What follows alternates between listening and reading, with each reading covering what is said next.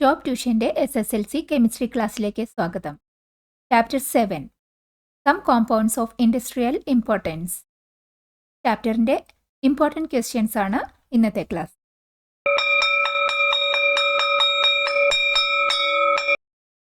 Question: പ്ലാന്റ്സിന് അത്യാവശ്യമായിട്ട് വേണ്ട elements ഏതൊക്കെയാണെന്നാണ് ചോദിച്ചിരിക്കുന്നത്. പ്ലാന്റ്സിന് അത്യാവശ്യം വേണ്ട elements mainly primary nutrients, secondary nutrients, പിന്നെ ഒരു ചെറിയ അളവിൽ വേണ്ട മൈക്രോ ന്യൂട്രിയൻസ്. ഈ 3 കാറ്റഗറിയിലാണ് നമ്മൾ പറയുന്നത്.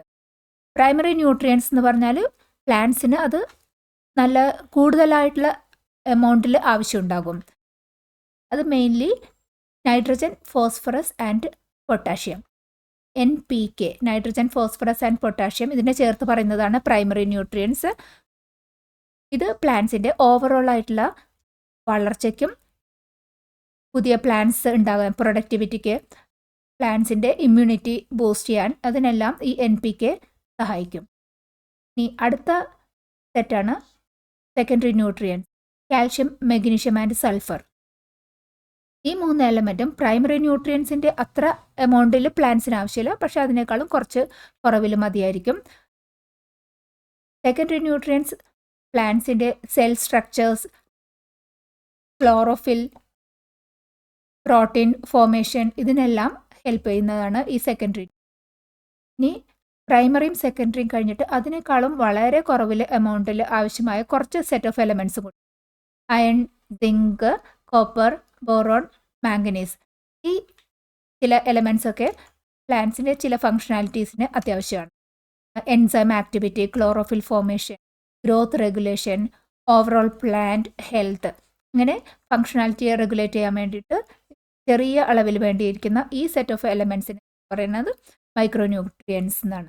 അപ്പോൾ പ്ലാന്റ്സിന് എസെൻഷ്യൽ വേണ്ട എലമെൻറ്റ്സിനെ primary, secondary and micro different കാറ്റഗറിയിൽ. Question: NH3+ H2O gives.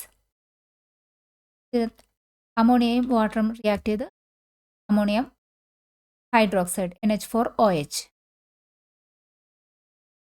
Question: The manufacture of sodium hydroxide by electrolysis of sodium ഹൈഡ്രോക്സൈഡിൻ്റെ മാനുഫാക്ചർ നടത്തുന്ന ആ പ്രോസസ്സിനെ പറയുന്ന പേര് chlor alkali process. Chlor alkali പ്രോസസ്സിൽ ബ്രെയിൻ, അതായത് സോഡിയം ക്ലോറൈഡിൻ്റെ ഇലക്ട്രോളിസിസ് നടത്തിയിട്ടാണ് നമ്മൾ സോഡിയം ഹൈഡ്രോക്സൈഡ് ഉണ്ടാക്കുന്നത്. Question: The salt ammonium chloride gives a dash solution. Acidic ആണോ ബേസിക് ആണോ എന്നാണ് ചോദിച്ചിരിക്കുന്നത്. അമോണിയം ക്ലോറൈഡ്, അമോണിയം ക്ലോറൈഡിൽ സ്ട്രോങ് ആയിട്ടുള്ളത് HCl ആസിഡാണ്, അപ്പോൾ അസിഡിക് ആയിരിക്കും solution.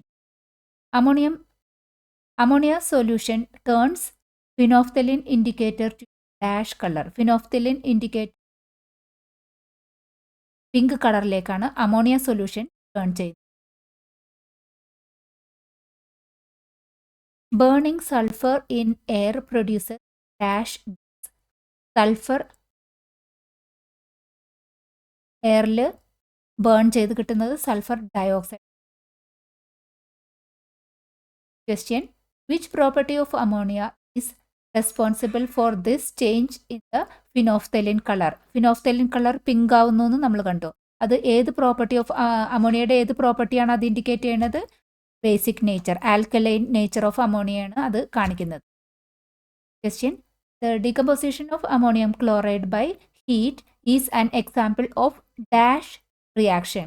Decomposition of ammonium chloride അതൊരു റിവേഴ്സിബിൾ റിയാക്ഷനാണ്. അമോണിയം ക്ലോറൈഡിൻ്റെ ഡീകമ്പോസിഷൻ ഒരു reversible reaction. Question: laboratory preparation of ammonia. അതിൽ ഒരു ഡ്രൈയിങ് ടവർ യൂസ് ചെയ്യുന്നുണ്ട്.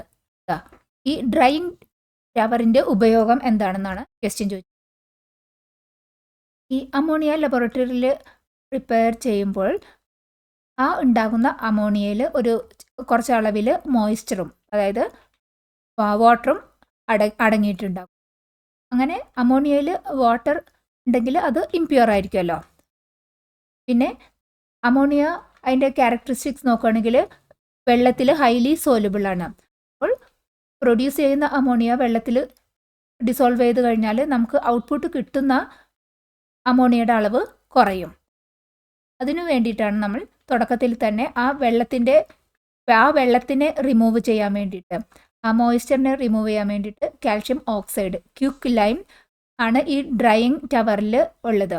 ആ ക്യുക്ക് ലൈം അമോണിയയുമായിട്ട് ഡയറക്റ്റായിട്ട് റിയാക്ട് ചെയ്യാതെ ആ വെള്ളത്തിനെ മാത്രം അബ്സോർബ് ചെയ്ത് പ്യുവർ ആയിട്ടുള്ള അമോണിയ ഉണ്ടാകാനായിട്ട് ഹെൽപ്പ് ചെയ്യുകയാണ് ചെയ്യുന്നത് ഈ drying tower. Question. Dash is a compound formed when an acid react with a base replacing hydrogen with a metal or ammonium ion. ആസിഡും ബേസും റിയാക്ട് ചെയ്തിട്ട് നമുക്ക് കിട്ടുന്നത് സോൾട്ട് ആൻഡ് വാട്ടർ ആണ്, ക്യാൻസർ സോൾട്ട് ആണ്. അതായത് ആസിഡ് ബേസ് റിയാക്ട് ചെയ്യുമ്പോൾ ആ ആസിഡിലുള്ള hydrogen iron ബേസിലുള്ള metal അല്ലെങ്കിൽ ആ അമോണിയം അയൺ വെച്ച് റീപ്ലേസ് ചെയ്ത്, അങ്ങനെയാണ് ആ സോൾട്ട് ഉണ്ടാകുന്നത്. ആസിഡ് പ്ലസ് ബേസ് റിയാക്ട് ചെയ്യുമ്പോൾ കിട്ടുന്ന സോൾട്ടാണ്. Question.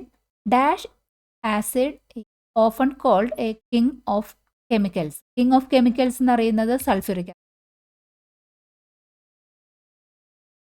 The ionisation equation of carbonic acid. Carbonic acid എന്ന് പറയുമ്പോൾ H2CO3. H2CO3യുടെ അയണൈസേഷൻ ഇക്വേഷൻ എത്ര ഹൈഡ്രജൻ ഉണ്ട്? H+ ions 2 2H+. CO3 ion ഇതിനകത്ത് ബാലൻസ്ഡ് ആകണമെങ്കിൽ ഹൈഡ്രജൻ്റെ സൈഡിൽ നിന്ന് +1 ആണ്. CO3യുടെ ചാർജ് എത്രയാണ്? -2. Ionisation equation of oxalic acid. Oxalic ആസിഡിൻ്റെ chemical formula H2C2O4. Ionisation equation ഹൈഡ്രജൻ്റെ ഭാഗത്തു നിന്നുള്ളത് H+. അപ്പോൾ 2 H+ ഉണ്ട്, 2H+ ആവും. C2O4 ആണ് അടുത്ത അയോൺ. അതിൻ്റെ ചാർജ് ഹൈഡ്രജൻ്റെ ഭാഗത്തു നിന്നുള്ള +2 ചാർജാണ് വരുന്നത്, -2 ആണ്. C2O4 2-. Catalyst is used to dash the rate of reaction. Increase the rate of reaction. Speed കൂട്ടാൻ വേണ്ടിയിട്ടാണ് catalyst. Question. Dash are substances which increases the hydroxide ions concentration in aqueous solution. Hydroxide ions concentration സൊല്യൂഷനിൽ കൂട്ടുന്ന substance alkalis. Alkalis ആണ്, അതായത് basic നേച്ചറിൽ alkalis എന്ന ആ substance hydroxide ions concentration alkalis aqueous കൂട്ടുന്നത്. Question. ഇനി അമോണിയയുടെ പ്രിപ്പറേഷനിൽ ഒരു ഇൻവേർട്ടഡ് ജാറാണ് നമ്മൾ അമോണിയ കളക്ട് ചെയ്യാനായിട്ട് ഉപയോഗിച്ചിരിക്കുന്നത്. അതിൻ്റെ ആവശ്യകത എന്താണെന്നാണ് question. What's the need of using inverted jar? അമോണിയയുടെ ഡെൻസിറ്റി എയറിനേക്കാളും കുറവാണ്. അപ്പോൾ ഡെൻസിറ്റി കുറവുള്ള അമോണിയ മേളിലേക്ക് എയറിനെ പാസ് ചെയ്ത് മേളിലേക്ക് പോകുന്നത് അമോണിയ ആയിരിക്കും, ഡെൻസിറ്റി കുറവായത് കാരണം. അതുകൊണ്ടാണ് ഇൻവേർട്ടഡ് ജാർ വെച്ചിട്ട് ഡെൻസിറ്റി കുറഞ്ഞ അമോണിയനെ കളക്ട് ചെയ്യാനായിട്ട് ഉപയോഗിക്കുന്നത്. Question. What is the Haber process and what is A catalyst used here? Haber process എന്നാൽ എന്താണ്? ഹേബർ പ്രോസസ്സിൽ ഉപയോഗിച്ച കാറ്റലിസ്റ്റ് ഏതാണ്? ഹേബർ പ്രോസസ് അത് അമോണിയയുടെ ഇൻഡസ്ട്രിയൽ പ്രിപ്പറേഷനുള്ള മെത്തേഡ്, അതാണ് ഹേബർ പ്രോസസ് എന്ന് അറിയപ്പെടുന്നത്. അമോണിയയുടെ ഇൻഡസ്ട്രിയൽ പ്രിപ്പറേഷൻ നടത്തുന്നത് നൈട്രജനും ഹൈഡ്രജനും 1:3 റേഷ്യോയിൽ റിയാക്ഷൻ നടത്തിയിട്ടാണ്. അതും വെരി ഹൈ പ്രഷറിലാണ് ഈ റിയാക്ഷൻ നടക്കുന്നത്. നമുക്ക് അമോണിയ ജനറേറ്റ് ചെയ്ത് ഹേബർ പ്രോസസ്സ് വഴി കിട്ടുന്ന ആ അമോണിയ ലിക്വിഫൈഡ് ഫോമിലുള്ളതായിരിക്കും, ഹൈ പ്രഷറിൽ കിട്ടുന്ന. കാറ്റലിസ്റ്റ് വരുന്നത് സ്പോഞ്ച് അയൺ ആണ്. N2+ 3H2 gives 2NH3. Sponge iron ആണ് കാറ്റലിസ്റ്റ്. ഇതൊരു റിവേഴ്സിബിൾ റിയാക്ഷൻ ആണ്. Question. What is A reversible reaction? Give an example. Reversible reaction എന്നാൽ ഒരു റിയാക്ഷൻ നടക്കുമ്പോൾ സൈമിൾട്ടേനിയസ് ആയിട്ട് ഫോർവേഡ് റിയാക്ഷനും ബാക്ക്വേർഡ് റിയാക്ഷനും പ്രസൻ്റ് ആയിരിക്കും. അത്തരം റിയാക്ഷൻസിനെയാണ് റിവേഴ്സിബിൾ റിയാക്ഷൻസ് എന്ന് പറയുന്നത്. ഇവിടെ എയും ബിയും റിയാക്ട് ചെയ്ത് പ്രോഡക്ട്സ് സിയും ഡിയുമായി. ഇനി റിവേഴ്സിബിൾ റിയാക്ഷൻ ആകണമെങ്കിൽ ഈ സിക്കും ഡിക്കും ഈ പ്രോഡക്റ്റിന് വീണ്ടും റിയാക്ഷൻ നടത്തിയിട്ട് റിയാക്റ്റൻസിൻ്റെ ഫോമിലേക്ക് തിരിച്ചു വരാനുള്ള ആ റിയാക്ഷനും നടത്താൻ പറ്റും. അത്തരം റിയാക്ഷൻസിനാണ് നമ്മൾ റിവേഴ്സിബിൾ റിയാക്ഷൻസ് എന്ന് പറയുന്നത്. എ ആൻഡ് ബി റിയാക്ഷൻ നടന്ന് പ്രോഡക്റ്റ് ഫോം ചെയ്തു. പ്രോഡക്റ്റ് വീണ്ടും റിയാക്ഷൻ നടന്ന് back to A B reactant ഫോമിലേക്ക് തിരിച്ചു വരും. അതാണ് ബാക്ക്വേർഡ്. ഇനി ഒരു എക്സാമ്പിൾ, നൈട്രജനും ഹൈഡ്രജനും സ്പോഞ്ച് പ്രസൻസിൽ, കാറ്റലിസ്റ്റിൻ്റെ പ്രസൻസിൽ നടക്കുന്ന ഈ ഹേബർ പ്രോസസ്സിൽ അമോണിയ നിർമ്മിക്കുന്ന ആ പ്രോസസ്സ് ഒരു റിവേഴ്സിബിൾ റിയാക്ഷനാണ്. നൈട്രജനും ഹൈഡ്രജനും റിയാക്ഷൻ നടന്ന് NH3 പ്രോഡക്റ്റ് ഉണ്ടായി. ആ സെയിം കണ്ടീഷനിൽ NH3 ഡീകമ്പോസ് ചെയ്ത് വീണ്ടും നൈട്രജനും ഹൈഡ്രജനുമായ ബാക്ക്വേർഡ് റിയാക്ഷനും സൈമിൾട്ടേനിയസിന് നടക്കും. ഇതൊരു റിവേഴ്സിബിൾ റിയാക്ഷനാണ്. What is chemical equilibrium? Chemical equilibrium എന്നാൽ എന്താണ്? കെമിക്കൽ ഇക്വിലിബ്രിയം അത് റിവേഴ്സിബിൾ റിയാക്ഷനുമായി റിലേറ്റ് ചെയ്ത ഒരു സ്റ്റേറ്റ് ആണ്. റിവേഴ്സിബിൾ റിയാക്ഷൻ എന്ന് പറയുമ്പോൾ അതിൽ ഫോർവേഡ് റിയാക്ഷനും ഉണ്ടാകും, ബാക്ക്വേർഡ് റിയാക്ഷനും ഉണ്ടാകും. ഈ കെമിക്കൽ ഇക്വിലിബ്രിയത്തിൽ ആയി എന്ന് പറയുന്നത് എപ്പോഴാണ്? ഈ റിവേഴ്സിബിൾ റിയാക്ഷൻ്റെ ഫോർവേഡ് റിയാക്ഷൻ്റെ സ്പീഡും ബാക്ക്വേർഡ് റിയാക്ഷൻ്റെ സ്പീഡും ഈക്വൽ ആകുമ്പോൾ, അപ്പോഴാണ് ആ ഒരു സിസ്റ്റം കെമിക്കൽ ഇക്വിലിബ്രിയത്തിലേക്ക് ആകുന്നത്.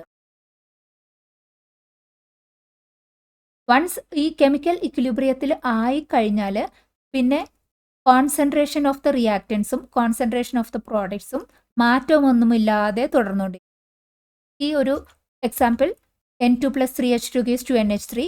ഈ റിവേഴ്സിബിൾ റിയാക്ഷൻ്റെ ഇക്വിലിബ്രിയം ഒന്ന് നോക്കാം. ഇതൊരു റിവേഴ്സിബിൾ റിയാക്ഷനാണ്. ഫോർവേഡ് റിയാക്ഷൻ N2+3H2 അമോണിയ ആകുന്ന ഇതാണ് ഫോർവേഡ് റിയാക്ഷൻ. തുടക്കത്തിൽ ഈ ഒരു ഗ്രാഫ് നോക്കുകയാണെങ്കിൽ 0 ടൈമിൽ നിന്ന് ടൈം കൂടി നോറും ഈ ഗ്രാഫാണ് ഫോർവേഡ് റിയാക്ഷൻ. തുടക്കത്തിൽ റിയാക്റ്റൻസ് മാത്രമേ ഉള്ളൂ. മാക്സിമം റിയാക്റ്റൻസ് ലെവലിലാവുമ്പോൾ മാക്സിമം ഫോർവേഡ് റിയാക്ഷൻ്റെ റേറ്റ് ആയിരിക്കും. റിയാക്റ്റൻസ് ഉപയോഗിച്ച് കുറഞ്ഞു വരുന്നതിൻ്റെ അനുസരിച്ചിട്ട് ഈ ഫോർവേഡ് റിയാക്ഷൻ്റെ റേറ്റ് കുറഞ്ഞു കൊണ്ടുവരുന്നു. ഈ പോയിന്റിലെത്തി. ഇനി സെയിം ടൈം തുടക്കത്തിൽ പ്രോഡക്റ്റ് ഒന്നുമില്ല, ബാക്ക്വേർഡ് റിയാക്ഷൻ്റെ റേറ്റ് 0 നിന്നാണ് സ്റ്റാർട്ട് ചെയ്യുന്നത്. കുറച്ച് അമോണിയ പ്രോഡക്റ്റ് ഉണ്ടായി കഴിയുമ്പോഴേക്കും അതിൻ്റെ ഈ അമോണിയ ഡീകമ്പോസ് ചെയ്ത് N2+3H2 ആകുന്ന ഈ റിവേഴ്സ് ബാക്ക്വേർഡ് റിയാക്ഷൻ കുറച്ച് സ്പീഡ് കൂടി വന്നു. ഇനി ഈ ഒരു പോയിന്റിൽ എത്തിക്കഴിയുമ്പോഴേക്കും ബാക്ക്വേർഡ് റിയാക്ഷൻ്റെയും ഫോർവേഡ് റിയാക്ഷൻ്റെയും സെയിം സ്പീഡിലേക്കായി, റേറ്റ് ഈക്വലായി. ഈ പോയിന്റിനാണ് നമ്മൾ പറയുന്നത് ഇക്വിലിബ്രിയത്തിലായി എന്ന് പറയുന്നത്. ഫോർവേഡ് റിയാക്ഷനും ബാക്ക്വേർഡ് റിയാക്ഷനും സെയിം സ്പീഡിൽ പോകും. ഇതാണ് കെമിക്കൽ ഇക്വിലിബ്രിയം. ഈ കെമിക്കൽ ഇക്വിലിബ്രിയത്തിൽ ആയി കഴിയുമ്പോൾ concentration of the reactance and the products change ചെയ്യുന്നില്ല എന്ന് പറയുന്നത് കാരണം രണ്ടും, അതായത് ഫോർവേഡ് റിയാക്ഷൻ്റെയും അത് ഡീകമ്പോസ് ചെയ്ത് റിയാക്റ്റൻസിലേക്ക് മാറുന്ന ബാക്ക്വേർഡ് റിയാക്ഷനും സെയിം സ്പീഡിൽ നടക്കുമ്പോൾ എത്ര റിയാക്റ്റൻ്റ് പ്രോഡക്റ്റ് ആവോ അതേ സ്പീഡിൽ തന്നെ പ്രോഡക്റ്റ് ഡീകമ്പോസ് ചെയ്ത് റിയാക്റ്റൻസിലേക്ക് മാറും. അപ്പോൾ ഒരു റിയാക്റ്റൻസിൻ്റെയും പ്രോഡക്ട്സിൻ്റെയും കോൺസെൻട്രേഷൻ ഈ ഇക്വിലിബ്രിയം സിസ്റ്റത്തിൽ കോൺസ്റ്റൻ്റ് ആയിരിക്കും. അതിന് ചേഞ്ച് ഒന്നും ഉണ്ടാവുന്നില്ല. കൊടുക്കും തോറും ഏറിടും വിദ്യ തന്നെ മഹാധനം. ഈ വീഡിയോ ഉപകാരപ്പെട്ടുവെങ്കിൽ ഷെയർ ചെയ്യൂ, ലൈക്ക് ചെയ്യൂ. ക്വസ്റ്റ്യൻ: സ്റ്റേറ്റ് ലെ ഷാറ്റ്ലിയസ് പ്രിൻസിപ്പിൾ. ലെ ഷാറ്റ്ലിയസ് പ്രിൻസിപ്പിൾ സ്റ്റേറ്റ് ചെയ്യാനാണ് പറഞ്ഞിരിക്കുന്നത്. ലെ ഷാറ്റ്ലിയസ് പ്രിൻസിപ്പിൾ അത് കെമിക്കൽ ഇക്വിലിബ്രിയവുമായിട്ട് റിലേറ്റ് ചെയ്തിരിക്കുന്ന ഒരു ഇമ്പോർട്ടൻറ്റ് പ്രിൻസിപ്പിളാണ്. കെമിക്കൽ ഇക്വിലിബ്രിയത്തിനെ പറ്റി ലെ ഷാറ്റ്ലിയർ പ്രിൻസിപ്പിൾ എന്താ സ്റ്റേറ്റ് ചെയ്തിരിക്കുന്നതെന്ന് വെച്ചാൽ ഒരു സിസ്റ്റം ഇക്വിലിബ്രിയത്തിൽ ആയി ഇരിക്കുന്ന ഒരു സിസ്റ്റത്തിൽ ഏതെങ്കിലും ഒരു ഫാക്ടർ ലൈക്ക് ടെമ്പറേച്ചർ, പ്രഷർ അല്ലെങ്കിൽ കോൺസെൻട്രേഷൻ ഏതെങ്കിലും ഒരു കാര്യം വെച്ചിട്ട് ചേഞ്ച് ചെയ്ത് ആ ഇക്വിലിബ്രിയത്തിനെ നമ്മൾ ഡിസ്റ്റർബ് ചെയ്തിട്ടുണ്ടെങ്കിൽ ഈ ഇക്വിലിബ്രിയത്തിലിരിക്കുന്ന ആ സിസ്റ്റം സ്വയം അഡ്ജസ്റ്റ് ചെയ്തിട്ട് നമ്മൾ കൊടുത്ത ആ ചേഞ്ചിനെ നള്ളിഫൈ ചെയ്യാം, മാറ്റിവിടാനായിട്ട് സ്വയം അഡ്ജസ്റ്റ് ചെയ്ത് ഒരു പുതിയ ഇക്വിലിബ്രിയം സ്റ്റേജിലേക്ക് ആ സിസ്റ്റം മൂവ് ചെയ്യും. അതാണ് ഈ ലെ ഷാറ്റ്ലിയർ പ്രിൻസിപ്പിൾ പറയുന്നിരിക്കുന്നത്. അതായത് സിസ്റ്റം ഇക്വിലിബ്രിയത്തിലായിട്ട് ഇരിക്കുകയാണ്, രണ്ട് വാട്ടർ ലെവൽ സെയിം ആണ്, ഇത് കണക്റ്റഡ് ആണ്. അപ്പോൾ ഇതാണ് ഒരു ഇക്വിലിബ്രിയം സിസ്റ്റത്തിന് എക്സാമ്പിളായിട്ട് എടുക്കുക. ഇനി ഈ സിസ്റ്റത്തിനെ നമ്മൾ ഒരു കുറച്ച് കോൺസെൻട്രേഷൻ ആഡ് ചെയ്തു, അതായത് ഒരു മഗ് വാട്ടറും കൂടി ഈ ഒരു പോർഷനിൽ ആഡ് ചെയ്തു. അപ്പോൾ ഈ ഇക്വിലിബ്രിയത്തിനെ ഡിസ്റ്റർബ് ചെയ്തു നമ്മൾ. അന്നേരം ഈ സിസ്റ്റം സ്വയം ആയി അഡ്ജസ്റ്റ് ചെയ്ത് ഈ വാട്ടർ ലെവൽ വ്യത്യാസപ്പെടുത്തിയത് നമ്മൾ ചേഞ്ച് വരുത്തിയത്, പക്ഷേ സ്വയം അഡ്ജസ്റ്റ് ചെയ്ത് വീണ്ടും സെയിം വാട്ടർ ലെവലിലേക്ക് സിസ്റ്റം മാറി. ഇവിടെ തുടക്കത്തിൽ ഇതായിരുന്നു വാട്ടർ ലെവൽ. ഇനി അഡീഷണൽ വെള്ളം ആഡ് ചെയ്ത് കഴിഞ്ഞ് വീണ്ടും ബാലൻസ് ചെയ്ത് വരുമ്പോഴേക്കും പിന്നെ ഒരു കുറച്ച് കൂടി രണ്ടും സെയിം ഈക്വലായിട്ട് വീണ്ടും ഒരു പുതിയ ഇക്വിലിബ്രിയത്തിലേക്ക് സിസ്റ്റം മാറി. സെയിം തന്നെ ഈ ഒരു ഇക്വിലിബ്രിയത്തിലായ സിസ്റ്റത്തിൽ നിന്ന് നമ്മൾ ഒരു മഗ് വെള്ളം പുറത്തേക്ക് എടുത്തു എന്ന് വിചാരിച്ചു. അപ്പോൾ ഇവിടെ വെള്ളം കുറഞ്ഞു, ഇവിടെ വെള്ളം കൂടിയിരിക്കുന്നു. ഇത് ഇക്വിലിബ്രിയം ഡിസ്റ്റർബ്ഡായി. വീണ്ടും ഈ സിസ്റ്റം സ്വയം അഡ്ജസ്റ്റ് ചെയ്ത് ഇവിടെ കുറച്ച് വെള്ളം ഇങ്ങോട്ടേക്കും വന്നു, വീണ്ടും ഒരു ബാലൻസ്ഡ് വേറൊരു ഇക്വിലിബ്രിയം ലെവലിലേക്ക് മാറി. ഇതാണ് ലെ ഷാറ്റ്ലിയർ പറയുന്നത്. ഇക്വിലിബ്രിയത്തിലുള്ള ഒരു സിസ്റ്റത്തിന് ഏതെങ്കിലും ഒരു ഫാക്ടർ വെച്ചിട്ട് ചേഞ്ച് ചെയ്താൽ സിസ്റ്റം സ്വയം അഡ്ജസ്റ്റ് ചെയ്തിട്ട് ഒരു പുതിയ ഇക്വിലിബ്രിയത്തിലേക്ക് മാറും. ഇതാണ് ലെ ഷാറ്റ്ലിയർ പ്രിൻസിപ്പിൾ പറയുന്നത്. Question: how does pressure effect the Haber process? Haber പ്രോസസ്സിനെ എങ്ങനെയാണ് പ്രഷർ എഫക്റ്റ് ചെയ്യുന്നത്? പ്രഷർ കൂടുന്നതും കുറയുന്നതും അനുസരിച്ചിട്ട് ഹേബർ പ്രോസസ്സിലെ റിയാക്ഷന് എന്ത് വേരിയേഷനാണ് സംഭവിക്കുന്നതെന്നതാണ് ക്വസ്റ്റ്യൻ. ഹേബർ പ്രോസസ്സ് അത് അമോണിയയുടെ ഇൻഡസ്ട്രിയൽ പ്രിപ്പറേഷനുള്ള മെത്തേഡാണ്. നൈട്രജനും ഹൈഡ്രജനും റിയാക്ട് ചെയ്ത് NH3 അമോണിയ ഫോം ചെയ്യുന്നു. ഈ റിയാക്ഷനിൽ ഒന്ന് അനലൈസ് ചെയ്യൂ. Equation N2 + 3H2 gives to NH3. 1 mole nitrogen plus 3 mole hydrogen gives 2 mole NH3. അതായത് റിയാക്റ്റൻറ്റ് സൈഡിലെ ടോട്ടൽ നമ്പർ ഓഫ് മോൾസ് 1 + 3 4 ആണ്. റിയാക്റ്റൻറ്റ് സൈഡിലെ നമ്പർ ഓഫ് മോൾസ്. പ്രോഡക്റ്റ് സൈഡിൽ 2. ഫോർവേഡ് റിയാക്ഷൻ നടക്കുമ്പോൾ നൈട്രജനും ഹൈഡ്രജനും കമ്പൈൻ ചെയ്ത് അമോണിയ ഉണ്ടാകുന്നതാണ് ഫോർവേഡ് റിയാക്ഷൻ. ആ ഫോർവേഡ് റിയാക്ഷനിൽ നമ്പർ ഓഫ് മോൾസ് 4-ൽ നിന്നും 2-ലേക്ക് കുറയുവാണ് ചെയ്യുന്നത്. ഇനി നോക്കൂ, ഫോർവേഡ് റിയാക്ഷനിൽ നമ്പർ ഓഫ് മോൾസ് റെഡ്യൂസ് ചെയ്തിരിക്കുന്നു നമ്മൾ കണ്ടു. ഇനി പ്രഷർ കൂടുന്ന സിറ്റുവേഷൻ, പ്രഷർ കൂടുക എന്നുള്ളത് വോളിയം കുറയുവാണ് ചെയ്യുന്നത്. പ്രഷറും വോളിയവും ഇൻവേഴ്സ്ലി പ്രൊപ്പോർഷണലാണ്. അപ്പോൾ പ്രഷർ കൂടുമ്പോൾ നമ്മൾ ട്രൈ ചെയ്യുന്നത്, പുറത്തുനിന്ന് നമ്മൾ പ്രഷർ കൂട്ടി എന്ന് പറയുമ്പോൾ അതിൻ്റെ അർത്ഥം വോളിയം കുറയാനാണ് നമ്മൾ ഈ സിസ്റ്റത്തിനെ ഡിസ്റ്റർബ് ചെയ്ത് വോളിയം കുറയ്ക്കാനാണ് നമ്മൾ ശ്രമിക്കുന്നത്. അന്നേരം ഈ സിസ്റ്റം, ഈ ഇക്വിലിബ്രിയത്തിലിരിക്കുന്ന ഈ സിസ്റ്റം ആ ചേഞ്ചിനെ മറികടക്കാൻ അഡ്ജസ്റ്റ് ചെയ്യും. അപ്പോൾ ഓൾറെഡി പ്രഷർ കൂട്ടി വോളിയം കുറഞ്ഞുകൊണ്ടിരിക്കുന്ന ആ സിറ്റുവേഷനിൽ കൂടുതൽ വോളിയം ആകാതെ നോക്കുക എന്നുള്ളതാണ് ഈ സിസ്റ്റം ട്രൈ ചെയ്യുന്നത്. കൂടുതൽ വോളിയം ആകാതെ നോക്കുമ്പോൾ ഫോർവേഡ് റിയാക്ഷനാണോ ബാക്ക്വേർഡ് റിയാക്ഷനാണോ വോളിയം കുറയ്ക്കുന്നത്? Forward reaction. 4-ൽ നിന്നും 2-ലേക്ക് നമ്പർ ഓഫ് മോൾസ് കുറയ്ക്കുകയാണ് ചെയ്യുന്നത്. അപ്പോൾ പ്രഷർ കൂടിയ സിറ്റുവേഷനിൽ സിസ്റ്റം റീഅഡ്ജസ്റ്റ് ചെയ്യുന്നത് ഫോർവേഡ് റിയാക്ഷന് ഫേവറായിട്ടാണ്. കാരണം ഫോർവേഡ് റിയാക്ഷനിലാണ് വോളിയം കുറഞ്ഞു കിട്ടുന്നത്. പ്രഷർ കൂടുമ്പോൾ വോളിയം കുറയണം. അപ്പോൾ അതിനെ അഡ്ജസ്റ്റ് ചെയ്യണമെങ്കിൽ ഇൻറ്റേർണലി ഈ സിസ്റ്റം കുറഞ്ഞ വോളിയത്തിലേക്ക് മാറാൻ ട്രൈ ചെയ്യും. അപ്പോൾ കൂടുതൽ റിയാക്ഷൻ ഫോർവേഡ് റിയാക്ഷനിലേക്ക് നടന്ന് കൂടുതൽ അമോണിയ ഉണ്ടാകും. ഇനി പ്രഷർ കുറഞ്ഞാൽ എന്ത് സംഭവിക്കും? പ്രഷർ കുറഞ്ഞാൽ വോളിയം കൂടുകയാണ് വേണ്ടത്. അപ്പോൾ വോളിയം കൂടണ റിയാക്ഷനെയാണ് ഫേവർ ചെയ്യുന്നത്. അപ്പോൾ പ്രഷർ കുറഞ്ഞാൽ അമോണിയ ഡീകമ്പോസ് ചെയ്ത് നൈട്രജനും ഹൈഡ്രജനും ആകുന്ന ബാക്ക്വേർഡ് റിയാക്ഷൻ ആയിരിക്കും റേറ്റ് കൂടും. അങ്ങനെയാണ് പ്രഷർ കൂടുന്നതും കുറയുന്നതും വേണ്ടിയിട്ട് ഈ ഹേബർ പ്രോസസ്സിലെ ഈ റിയാക്ഷൻ ആവുന്ന മാറ്റം.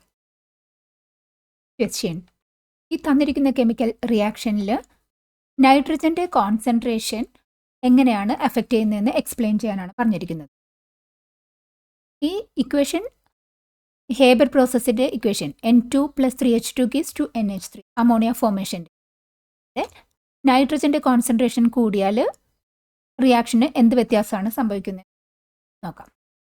N2 + 3H2 gives to NH3 ഒരു റിവേഴ്സിബിൾ റിയാക്ഷനാണ്. ഇവിടെ സമയം എഗെയിൻസ്റ്റ് കോൺസെൻട്രേഷൻ ഓഫ് പ്രോഡക്ട്സും റിയാക്റ്റൻസും ഒരു ഗ്രാഫാണ് വരച്ചിരിക്കുന്നത്.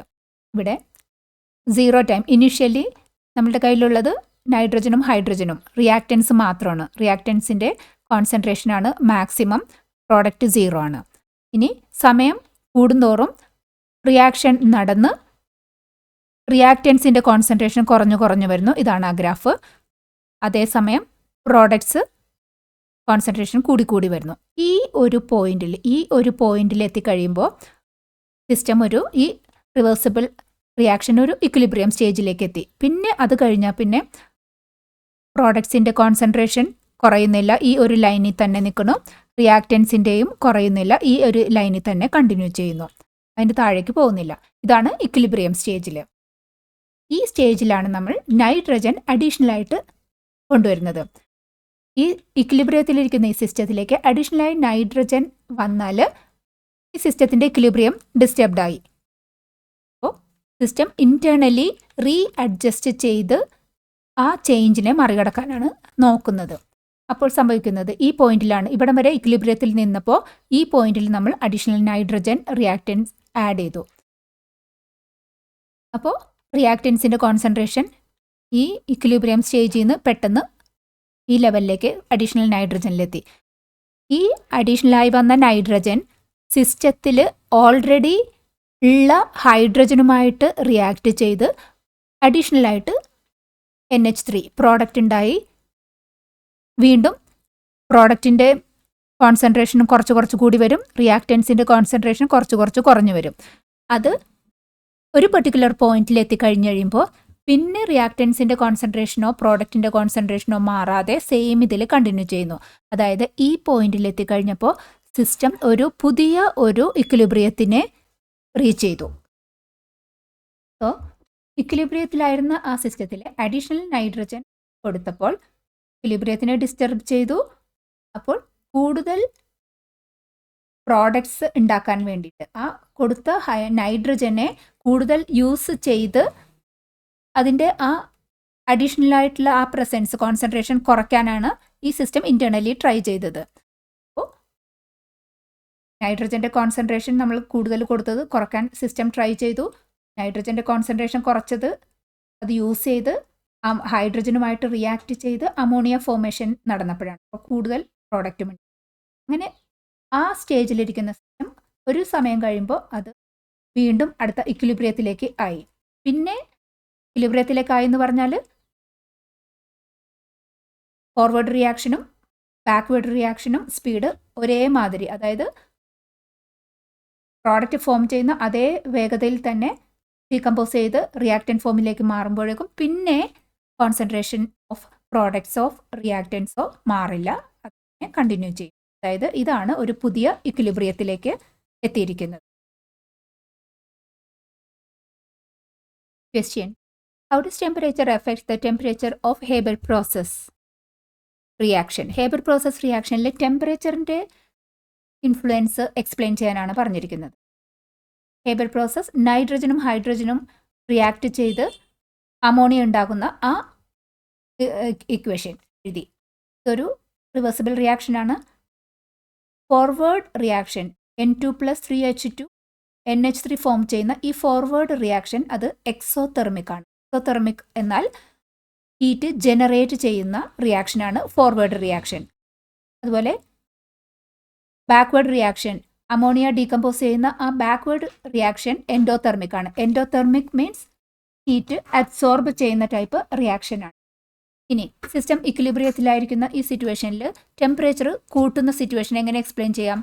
ടെമ്പറേച്ചർ കൂട്ടിയാൽ ഇക്വിലിബ്രിയത്തിലിരിക്കുന്ന ആ സിസ്റ്റം ആ കൂടുതലായി കൊടുത്ത ടെമ്പറേച്ചറിനെ കുറയ്ക്കാനാണ് സിസ്റ്റം ട്രൈ ചെയ്യുന്നത്.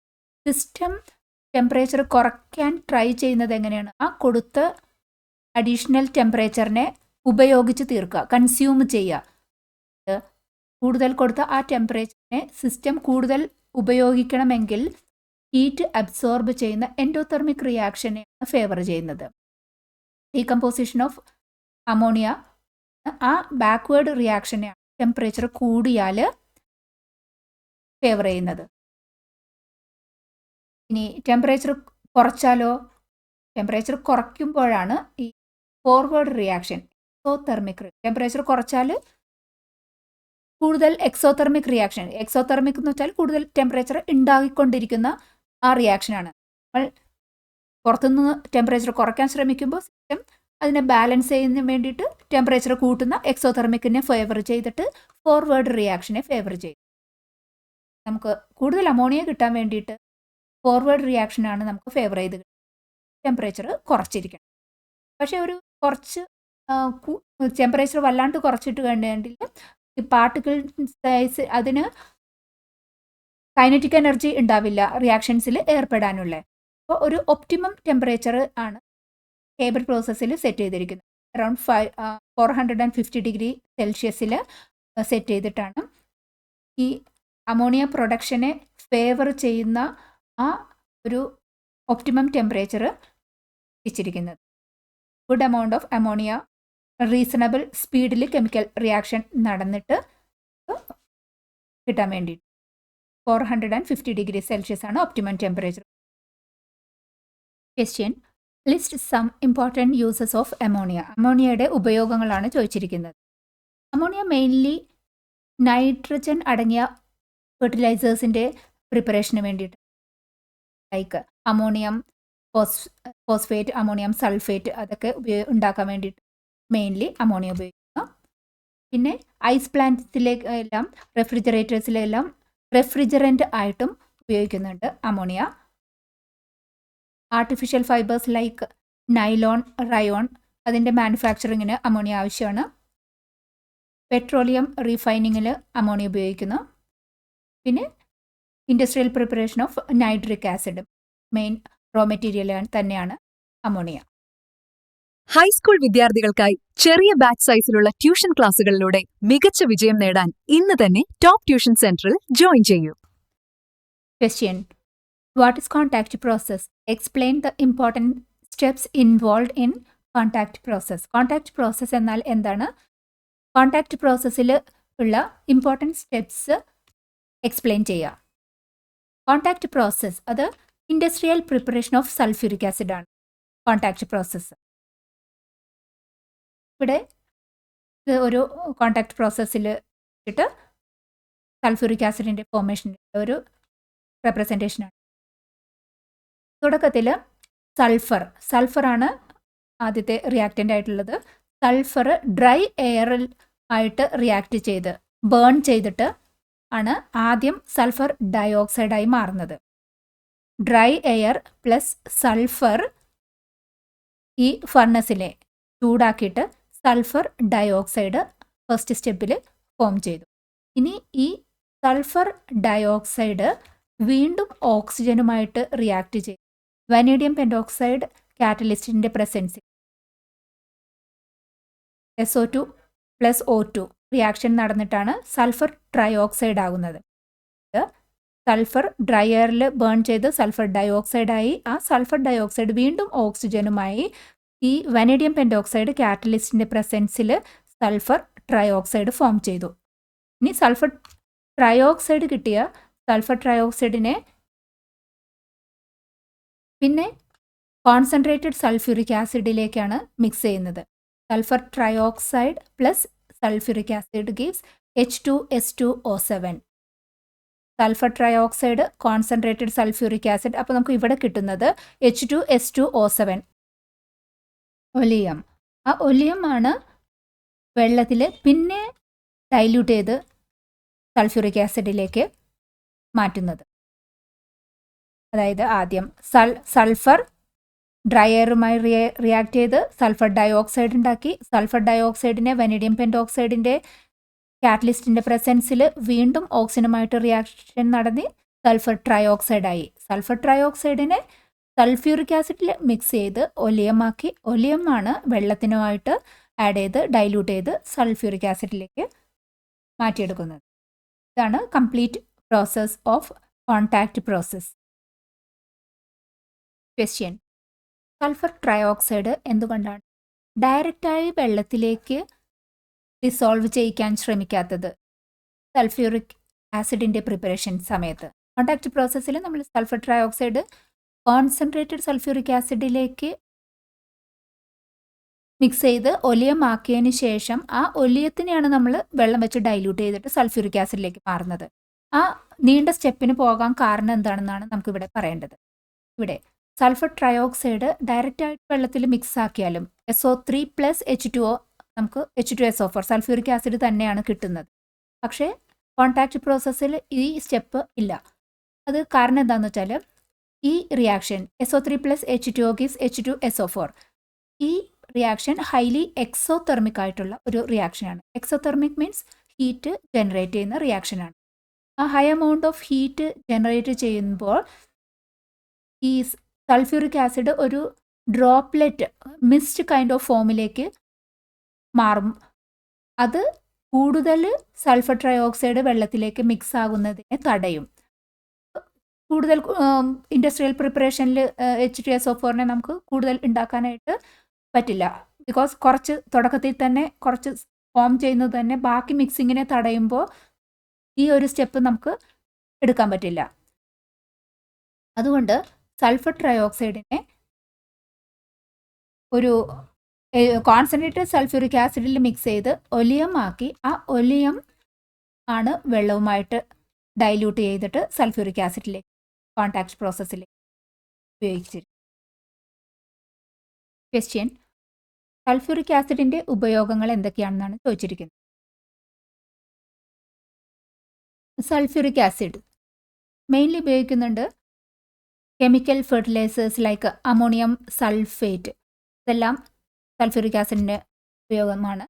പിന്നെ paints, fibres, medicines, fabrics, detergents അതിൻ്റെയൊക്കെ മാനുഫാക്ചറിങ്ങിന് സൾഫ്യൂറിക് ആസിഡ് ഉപയോഗിക്കുന്നുണ്ട്.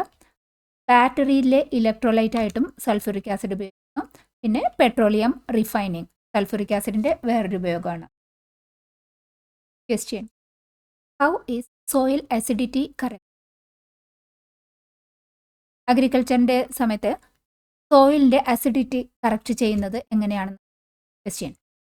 സോയിലിൻ്റെ അസിഡിറ്റി കറക്റ്റ് ചെയ്യാനായിട്ട് കറക്റ്റ് ചെയ്യാൻ നമ്മൾ ബേസിക് ആയിട്ടുള്ള സബ്സ്റ്റൻസ് ആണ് ആഡ് ചെയ്യേണ്ടത് മണ്ണിൽ. സാധാരണയായിട്ട് ബേസിക് സബ്സ്റ്റൻസിന് വേണ്ടി നമ്മൾ ആഡ് ചെയ്യുന്നത് ക്യുക്ലൈം, കാൽഷ്യം ഓക്സൈഡ്, അല്ലെങ്കിൽ സ്ലേക്കഡ് ലൈം, കാൽഷ്യം ഹൈഡ്രോക്സൈഡ്. ഇത് രണ്ടുമാണ് അസിഡിറ്റിനെ കറക്റ്റ് ചെയ്യാൻ നമ്മൾ ബേസിക് ആയിട്ടുള്ള സബ്സ്റ്റൻസ് ആയിട്ട് ആഡ് ചെയ്യുന്നത് ക്യുക്ലൈം ആൻഡ് സ്ലേക്കഡ് ലൈം. ഈ സബ്സ്റ്റൻസ് അസിഡിറ്റി കുറച്ചിട്ട് നമുക്ക് മണ്ണിൻ്റെ സ്യൂട്ടബിൾ പ്ലാന്റ് ഗ്രോത്തിൻ്റെ ഫോമിലേക്ക് ഹെൽപ്ഫുള്ളാക്കി മാറ്റാൻ പറ്റും. ക്വസ്റ്റ്യൻ: ഡീഹൈഡ്രേറ്റിംഗ് ഏജൻറ്റും ഡ്രൈയിങ് ഏജൻറ്റും തമ്മിലുള്ള ഡിഫറൻസ് എന്താണെന്ന് ക്വസ്റ്റ്യൻ. ഡീഹൈഡ്രേറ്റിംഗ് ഏജൻറ്റ് എന്ന ചില സബ്സ്റ്റൻസ് അത് ഒരു സബ്സ്റ്റൻസിൽ നിന്നും ഹൈഡ്രജനെയും ഓക്സിജൻ വാട്ടറിൻ്റെ അതേ കോമ്പിനേഷനിൽ ഹൈഡ്രജനെയും ഓക്സിജനെയും അബ്സോർബ് ചെയ്തെടുക്കും. അത്തരം സബ്സ്റ്റൻസിനാണ് ഡീഹൈഡ്രേറ്റിംഗ് ഏജൻറ്റ്. കെമിക്കലി കമ്പൈൻഡ് വാട്ടറിനെ അബ്സോർബ് ചെയ്യുന്നു എന്നാണ് ഈ ഡീഹൈഡ്രേറ്റിംഗ് ഏജൻറ്റ് ചെയ്യുന്നത്. എക്സാമ്പിൾ നോക്കുകയാണെന്നുണ്ടെങ്കിൽ ഒരു കോൺസെൻട്രേറ്റഡ് സൾഫ്യൂറിക് ആസിഡ് ഒരു നല്ലൊരു ഡീഹൈഡ്രേറ്റിംഗ് ഏജൻ്റ് ആണ്. കോൺസെൻട്രേറ്റഡ് സൾഫ്യൂരിക് ആസിഡിന് നമ്മൾ ഷുഗറിലേക്ക് ആഡ് ചെയ്യാം. അതായത് ഷുഗർ ഒരു ഹൈഡ്രോ കാർബൺ C12H22O11 ആണ് ഷുഗർ. ഇവിടെ ഹൈഡ്രജനും ഓക്സിജനും 2:1 റേഷ്യോയിൽ തന്നെയാണ് ഇവിടെ ഉള്ളത്. ഓക്സിജൻ്റെ ഇരട്ടിയാണ് ഹൈഡ്രജൻ്റെ നമ്പർ ഓഫ് ആറ്റംസ് ഈ ഷുഗറിൽ ഉള്ളത്. കോൺസെൻട്രേറ്റഡ് സൾഫ്യൂരിക് ആസിഡ് ഒരു ഡീഹൈഡ്രേറ്റിംഗ് ഏജൻ്റായി വർക്ക് ചെയ്ത് ഈ സബ്സ്റ്റൻസിൽ ഷുഗറിൽ നിന്നും ഹൈഡ്രജനെയും ഓക്സിജനെയും വാട്ടറിനുള്ള അതേ റേഷ്യോയിൽ 2:1 എന്നുള്ള അതേ റേഷ്യോയിൽ മാറ്റിയെടുക്കും. അപ്പോൾ C12H22O11 അത് റിയാക്ഷൻ നടന്നാൽ വരുന്നത് കാർബൺ സെപ്പറേറ്റ് ചെയ്തു ഈ വാട്ടറിലുള്ള സെയിം റേഷ്യോയിലുള്ള ഹൈഡ്രജനോ ഓക്സിജനെ മാറ്റി 11H2O. ഇത് ആണ് ഡീഹൈഡ്രേറ്റിംഗ് ഏജൻറ്റ് ചെയ്യുന്നത്. എനി കോമ്പൗണ്ടിൽ നിന്നും ഹൈഡ്രജനെയും ഓക്സിജനെയും വാട്ടറിൻ്റെ അതേ പ്രൊപ്പോർഷനിൽ അബ്സോർബ് ചെയ്ത് മാറ്റിയെടുക്കുന്നു. അതാണ് ഡീഹൈഡ്രേറ്റിംഗ് ഏജൻറ്റ് ചെയ്യുന്നത്. ഇനി ഡ്രൈയിങ് ഏജൻറ്റ് എന്ന് പറഞ്ഞാൽ അവിടെ കെമിക്കലി കമ്പൈൻഡ് വാട്ടറിനെ അല്ല അബ്സോർബ് ചെയ്യുന്നത്, ഫിസിക്കലി റിമൂവ് ചെയ്യുന്നത്. അതായത് ഗ്യാസിലൊക്കെ മോയ്സ്ചർ പ്രസൻ്റ് ആണെന്നുണ്ടെങ്കിൽ അതിന് ഫിസിക്കലി അതിനെ ഗ്യാസിൽ നിന്ന് മോയ്സ്ചറിനെ അബ്സോർബ് ചെയ്ത് മാറ്റുന്ന ആ പ്രോസസ്സാണ് ഡ്രൈയിങ് ഏജൻറ്റ്സ് ചെയ്യുന്നത്. ഇതൊരു ഗ്യാസിൽ വാട്ടർ മോളിക്യൂൾസ് ഉണ്ട്. ഇവിടെ നമ്മളൊരു ഡ്രൈയിങ് ഏജൻറ്റ് കൊടുക്കുകയാണെന്നുണ്ടെങ്കിൽ ആ ഡ്രൈയിങ് ഏജൻ്റാണ് ഈ മോയ്സ്ചർ ഈ വാട്ടർ മോളിക്യൂൾസിനെ അബ്സോർബ് ചെയ്ത് മാറ്റി ഇവിടുന്ന് ആ ഗ്യാസ് നമുക്ക് ഡ്രൈ ഫോമിലേക്ക് മാറ്റി കിട്ടും. അതാണ് ഈ ഡ്രൈയിങ് ഏജൻറ്റ് ചെയ്യുന്നത്. ഇവിടെ കെമിക്കലി ഇതിനകത്ത് ഈ സബ്സ്റ്റൻസിൽ നിന്ന് കെമിക്കലി ഹൈഡ്രജനെയും ഓക്സിജനെയും 1:2 റേഷ്യോയിലൊന്നും അബ്സോർബ് ചെയ്ത് മാറ്റുന്നില്ല. ജസ്റ്റ് ഫിസിക്കലി ആ വാട്ടറിൻ്റെ പ്രസൻസിനെ അബ്സോർബ് ചെയ്ത് മാറ്റുകയാണ് ചെയ്യുന്നത് ഈ ഡ്രൈയിങ് ഏജൻറ്റ്. സാധാരണയായി concentrated sulphuric acid, calcium chloride ഒക്കെ ഡ്രൈയിങ് ഏജൻ്റായിട്ട്. അമോണിയയും ഒരു ഡ്രൈയിങ് ഏജൻറ്റ് ആണ്. പക്ഷേ ചില സബ്സ്റ്റൻസിൽ അമോണിയ ഡ്രൈയിങ് ഏജൻസ് ആയിട്ട് ഉപയോഗിച്ചിട്ടുണ്ട്. ആ സബ്സ്റ്റൻസുമായിട്ട് അമോണിയ റിയാക്ട് ചെയ്യുന്നു. അത്തരം സിറ്റുവേഷനിൽ അമോണിയ ഉപയോഗിക്കാൻ പറ്റില്ല. നേരം കോൺസെൻട്രേറ്റഡ് സൾഫ്യൂരിക് ആസിഡോ കാൽഷ്യം ക്ലോറൈഡ് ഒക്കെയാണ് ഡ്രൈയിങ് ഏജൻ്റായിട്ട് ഉപയോഗിക്കുന്നത്. Question: what is oleum? Oleum എന്നാൽ എന്താണ്? ഒലിയം എന്നാൽ സൾഫർ ട്രയോക്സൈഡും സൾഫ്യൂരിക് ആസിഡും കൂടി റിയാക്ട് ചെയ്ത് കിട്ടുന്ന പ്രോഡക്റ്റാണ് oleum. H2S2O7. Sulphur trioxide plus H2SO4 gives H2O7. ഈ ഒലിയം ആണ് വെള്ളത്തിൽ ഡിസോൾവ് ചെയ്തിട്ട് നമ്മൾ സൾഫ്യൂരിക് ആസിഡ് ഉണ്ടാക്കുന്നത്.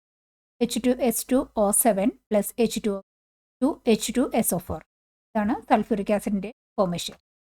ഇത് ഒലിയം ഉണ്ടാകുന്നതിൻ്റെ ഇക്വേഷനാണിത്. Sulphuric acid plus sulphur trioxide. ഇതാണ് ഒലിയത്തിൻ്റെ സ്ട്രക്ചർ. ഈ സൾഫ്യൂരിക് ആസിഡിൻ്റെ ഈ ഭാഗം ഫുള്ള് OHനെ മാത്രം മാറ്റി നിർത്തിയ ഈ ഭാഗമാണ് ഇവിടെ വന്നിട്ടുണ്ട്. ഇനി ഈ OHൻ്റെ ഭാഗത്തുനിന്ന് ഒരു ഹൈഡ്രജൻ പോയിട്ട് സൾഫർ ട്രയോക്സൈഡിലെ ഒരു ഓക്സിജനുമായി OH ബോണ്ട് ഉണ്ടാക്കി. ഈ OH ബോണ്ട്. ഇനി ഈ ഓക്സിജൻ്റെ ഒരു വാലൻസി ഇവിടെ ഈ ഓക്സിജൻ്റെ OH ബോണ്ട് ആകുന്നതിന് വേണ്ടിയിട്ട് ഒരു വാലൻസി ഉപയോഗിച്ചല്ലോ. അപ്പോൾ സൾഫറിൻ്റെ ഒരു വാലൻസി ഇത് ഫ്രീ ഉണ്ട്. ആ ഫ്രീ വാലൻസിയാണ് ഇവിടെ ഈ ഓക്സിജനുമായിട്ട് സൾഫർ ഈ കണക്ഷൻ സംഭവിക്കുന്നത്. ഇതാണ് ഒലിയത്തിൻ്റെ structure. Question: what are strong and weak acids and bases? ആസിഡ്സിനെയും ബേസിനെയും നമ്മൾ പറയും ചിലത് സ്ട്രോങ് ആണ്, ചിലത് വീക്ക് ആണെന്ന്. അത് ഇങ്ങനെയാണ് ആ ക്ലാസിഫിക്കേഷൻ വരുന്നതെന്നാണ് ചോദിച്ചിരിക്കുന്നത്. സ്ട്രോങ് ആസിഡ് എന്നാൽ ആ ആസിഡ് സൊല്യൂഷനിലേക്ക് വരുമ്പോൾ കംപ്ലീറ്റ്ലി അയോണൈസ് ചെയ്യും. അതായത് കംപ്ലീറ്റ് മോളിക്യൂൾസും അയോൺസിൻ്റെ ഫോമിലേക്ക് മാറും സ്ട്രോങ് ആസിഡിൽ. ഇവിടെ ഇതൊരു സ്ട്രോങ് ആസിഡ്. ഇവിടെ എല്ലാ പോസിറ്റീവും നെഗറ്റീവുമായ അയോൺസ് എന്നുള്ള ഫോമിലേക്ക് മാറിയിരിക്കുന്നു. അതേസമയം വീക്ക് ആസിഡ് ആണെന്നുണ്ടെങ്കിൽ ചില മോളിക്യൂൾസ് അയോൺസിലേക്ക് മാറി, പക്ഷേ ചിലത് മോളിക്യൂളായി തന്നെ കണ്ടിന്യൂ ചെയ്തുകൊണ്ടിരിക്കും. അത്തരം ആസിഡിനെ പറയും weak acid. Same thing base. സൊല്യൂഷനിലേക്ക് വരുമ്പോൾ കംപ്ലീറ്റ് മോളിക്യൂൾസും അയോൺസായി മാറിയിട്ടുണ്ടെങ്കിൽ അത് സ്ട്രോങ് ബേസ്. കുറച്ച് മോളിക്യൂൾ മാതിരി തന്നെ കണ്ടിന്യൂ ചെയ്യും, അയോൺസിലേക്ക് മാറാതെ മോളിക്യൂളായി തന്നെ കണ്ടിന്യൂ ചെയ്യുന്ന അത്തരം ബേസാണ് വീക്ക് ബേസ്. സ്ട്രോങ് ആസിഡ്സിൻ്റെ എക്സാമ്പിളാണ് HCl hydrochloric acid, HNO3 nitric acid, H2SO4 sulphuric acid, HClO4 perchloric acid. ഇതെല്ലാം സ്ട്രോങ് ആസിഡ്സ് ആണ്. ഇനി weak acids acetic acid, formic acid, oxalic acid. ഇതെല്ലാം വീക്ക് ആസിഡിൻ്റെ എക്സാമ്പിളാണ്. Strong bases sodium hydroxide, potassium hydroxide, calcium hydroxide. ഇതെല്ലാം strong bases ആണ്. Weak ആയിട്ടുള്ള ഒരു ബേസാണ് അമോണിയം ഹൈഡ്രോക്സൈഡ് NH4OH. ഈ പെർക്ലോറിക് ആസിഡ് നല്ല സ്ട്രോങ് ആയിട്ടുള്ള ഒരു ആസിഡാണ്. സ്ട്രോങ് ആസിഡും ബേസും സൊല്യൂഷനിൽ കംപ്ലീറ്റ്ലി അയണൈസ് ചെയ്യും.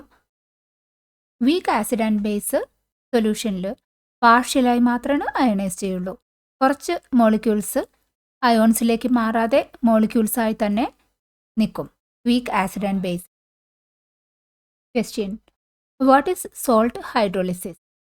സോൾട്ട് ഹൈഡ്രോളിസിസ് സോൾട്ടിൻ്റെ വെള്ളവുമായുള്ള റിയാക്ഷനെ പറയുന്നതാണ് സോൾട്ട് ഹൈഡ്രോളിസിസ്. സോൾട്ട് നമുക്കറിയാം, ആസിഡും ബേസും റിയാക്ട് ചെയ്തിട്ടാണ് നമുക്ക് സോൾട്ടും വാട്ടറുമായിട്ട് പ്രോഡക്ട്സ് കിട്ടുന്നത്.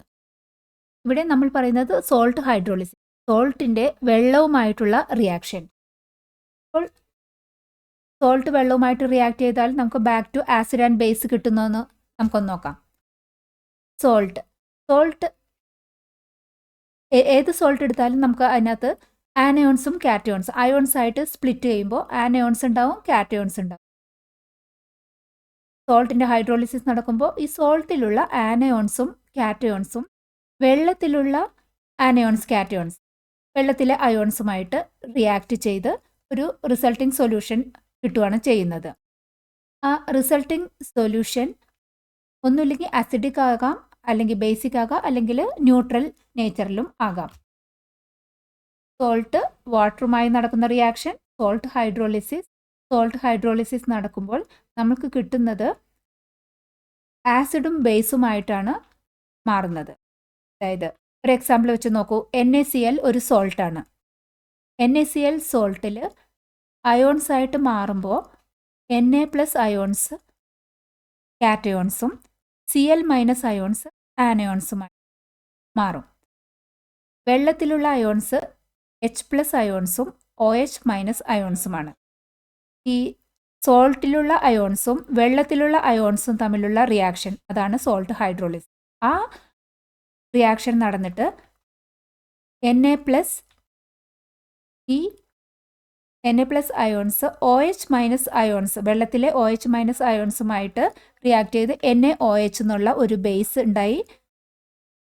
കാറ്റയോൺ Cl- ആനയോൺ H+ അയോൺസുമായിട്ട് റിയാക്ട് ചെയ്ത് HCl ഒരു ആസിഡും ഉണ്ടായി. അതായത് NaCl സോൾട്ട് ഹൈഡ്രോളിസിസ് നടത്തി ഒരു ബേസും കിട്ടി, ഒരു ആസിഡും കിട്ടി. ഇതാണ് hydrolysis, salt hydrolysis.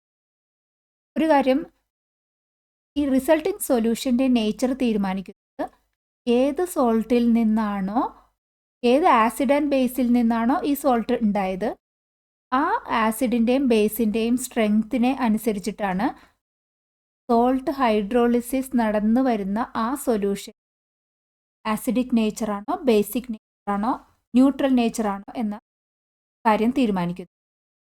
Four example നോക്കുകയാണെന്നുണ്ടെങ്കിൽ NaCl എന്നുള്ള സോൾട്ട് ഉണ്ടായത് NaOH സോഡിയം ഹൈഡ്രോക്സൈഡ് ബേസും HCl ആസിഡും റിയാക്ട് ചെയ്തിട്ടാണ് ഈ NaCl സോൾട്ട് ഉണ്ടായത്.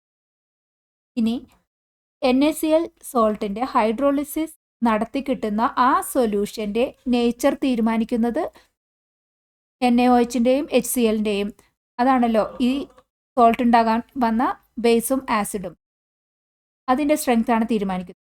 ഈ NaClൻ്റെ കേസിലുള്ള NaOHും HClഉം ആസിഡും ബേസും രണ്ടും ഈക്വലി സ്ട്രോങ് ആണ്. സ്ട്രോങ് ബേസുമാണ്, സ്ട്രോങ് ആസിഡുമാണ്. NaCl ഫോം ചെയ്തിരിക്കുന്നത് ഈക്വലി സ്ട്രോങ് ആയിട്ടുള്ള ആസിഡ് ആൻഡ് ബേസിൽ നിന്ന് ആയത് കാരണം NaCl ഹൈഡ്രോളിസിസ് നടത്തി കിട്ടിയിരിക്കുന്ന സൊല്യൂഷൻ ന്യൂട്രൽ നേച്ചറിലായിരിക്കും ഉണ്ടായിരിക്കുന്നത്. അമോണിയം ക്ലോറൈഡ് അത് വേറൊരു സോൾട്ടാണ്. ഇവിടെ അമോണിയം ക്ലോറൈഡ് ഉണ്ടായത് അതിൻ്റെ HClഉം അമോണിയം ഹൈഡ്രോക്സൈഡും തമ്മിലുള്ള റിയാക്ഷൻ നടന്നിട്ട് ഉണ്ടായ സോൾട്ടാണ് NH4Cl. അവിടെ HCl നല്ല സ്ട്രോങ് ആണ്, അമോണിയം ഹൈഡ്രോക്സൈഡ് വീക്ക് ബേസ് ആണ്. ഒരു വീക്ക് ബേസും ഒരു സ്ട്രോങ് ആസിഡുമാണ് ഈ അമോണിയം ക്ലോറൈഡിൽ ഇൻവോൾവ്ഡ് ആയിരിക്കുന്നത്. അപ്പോൾ ഈ അമോണിയം ക്ലോറൈഡിൻ്റെ ആസിഡാണ് സ്ട്രോങ്. അപ്പോൾ അമോണിയം ക്ലോറൈഡ് ഹൈഡ്രോളിസിസ് നടത്തി കിട്ടുന്ന ആസിഡിക് ആയിരിക്കും. ഏതാണ് സ്ട്രോങ് അതിൻ്റെ നേച്ചറായിരിക്കും കാണുന്നത്. അപ്പോൾ അമോണിയം ക്ലോറൈഡിൽ HCl ആണ് ആസിഡ് സ്ട്രോങ് ആയിരിക്കും, കാരണം ആസിഡിക് നേച്ചർ ആയിരിക്കും ഇത് അമോണിയം ക്ലോറൈഡിൻ്റെ ഹൈഡ്രോളിസിസ് സൊല്യൂഷൻ വരുന്നത്. Next salt sodium acetate. Sodium acetate form ചെയ്തിരിക്കുന്നത് അസറ്റിക് ആസിഡും സോഡിയം ഹൈഡ്രോക്സൈഡും റിയാക്ട് ചെയ്തിട്ടാണ്. അസറ്റിക് ആസിഡ് വീക്ക് ആസിഡാണ്, സോഡിയം ഹൈഡ്രോക്സൈഡ് സ്ട്രോങ് ബേസ് ആണ്. അപ്പോൾ സോഡിയം അസറ്റേറ്റിലെ ബേസ് ആണ് സ്ട്രോങ്. ഹൈഡ്രോളിസിസ് നടത്തി വരുന്ന സൊല്യൂഷൻ ബേസിക് നേച്ചർ ആയിരിക്കും കാണിക്കുന്നത്. സോൾട്ട് ഹൈഡ്രോളിസിസ് കിട്ടുന്ന ആ സൊല്യൂഷൻ അതിൻ്റെ നേച്ചർ തീരുമാനിക്കുന്നത് ഏത് ആസിഡിൽ നിന്നും ബേസിൽ നിന്നുമാണോ ആ പെർട്ടിക്കുലർ സോൾട്ട് ഉണ്ടായത് അതിൽ ഏതാണോ സ്ട്രോങ് അതിൻ്റെ നേച്ചറായിരിക്കും ഹൈഡ്രോളിസിസ് നടന്നു കഴിഞ്ഞാൽ ആ സൊല്യൂഷൻ കാണിക്കുന്നത്. ഈ ആസിഡും ബേസും സെയിം സ്ട്രെങ്ത് ആണ്, ഈക്വലി സ്ട്രെങ്ത് ആണെന്ന് ആ കിട്ടുന്ന ഹൈഡ്രോളിസിസ് സൊല്യൂഷൻ ആ സോൾട്ടിൻ്റെ hydrolysis solution neutral nature. Subscribe to this channel for more videos like this. Question: What is an acidic salt? Give an example. Acidic salt example വെച്ചിട്ട് വിശദമാക്കുക. Acidic salt എന്നാൽ ഒരു salt hydrolysis നടത്തി കിട്ടിയ solution acidic ആണ് അതിൻ്റെ നേച്ചറെങ്കിൽ അത്തരം സോൾട്ടിനെ പറയുന്ന പേരാണ് acidic salt.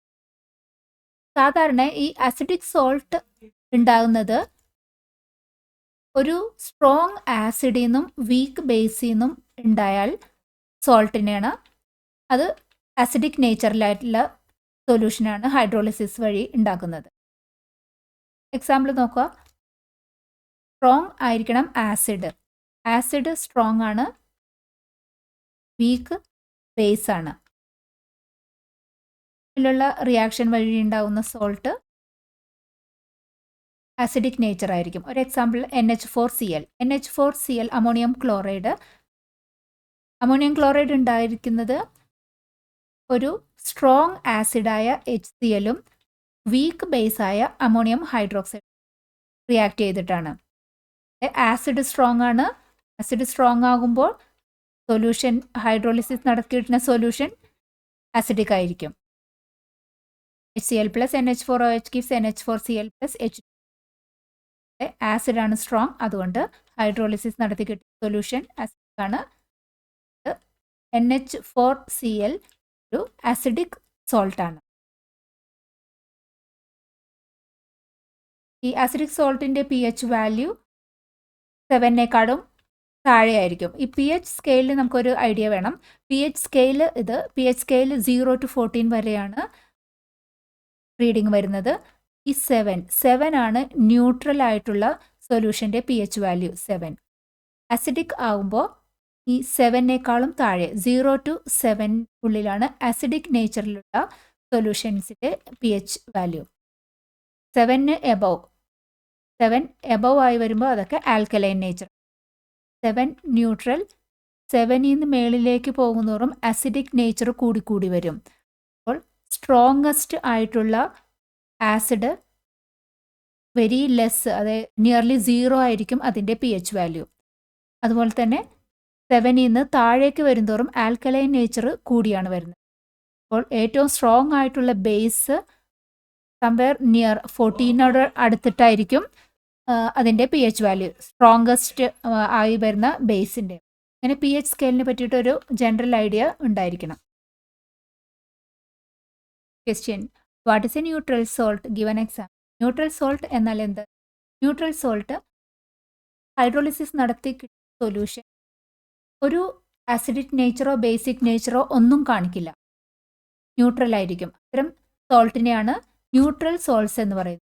Generally neutral salts form ചെയ്യുന്നത് ഒരു സ്ട്രോങ് ആസിഡും സ്ട്രോങ് ബേസും തമ്മിൽ റിയാക്ട് ചെയ്ത് കിട്ടിയ സോൾട്ട്.